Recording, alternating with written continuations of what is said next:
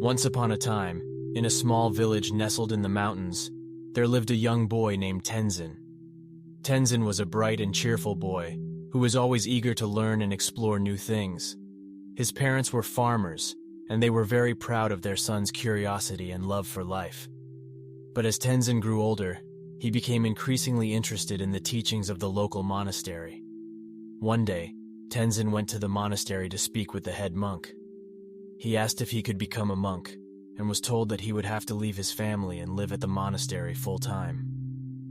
Tenzin thought about this for a long time, but ultimately decided that he wanted to devote his life to the monastery and its teachings. As a young monk, Tenzin was full of energy and enthusiasm. He spent many long hours studying, meditating, and practicing the various rituals and ceremonies of the monastery.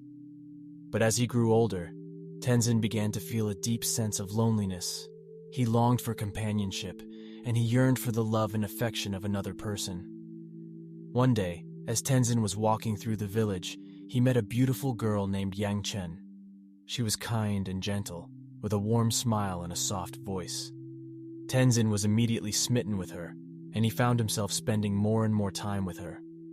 But Tenzin knew that he could never pursue a romantic relationship with Yang Chen. As a monk, he had taken a vow of celibacy, and he knew that he could not go against his religious teachings.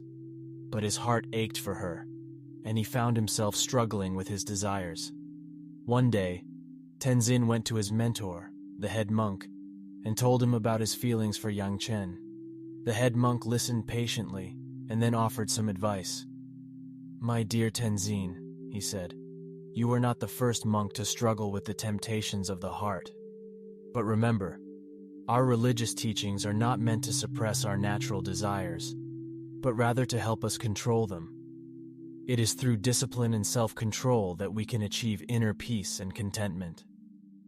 Tenzin listened carefully to the head monk's words. Over time, Tenzin found that his desires for Yang Chen began to fade. He realized that his love for her had been a temporary distraction, and that his true calling was to devote his life to the monastery and its teachings. And he began to spend even more time meditating and studying. As Tenzin grew older, he became one of the most respected and beloved monks in the monastery.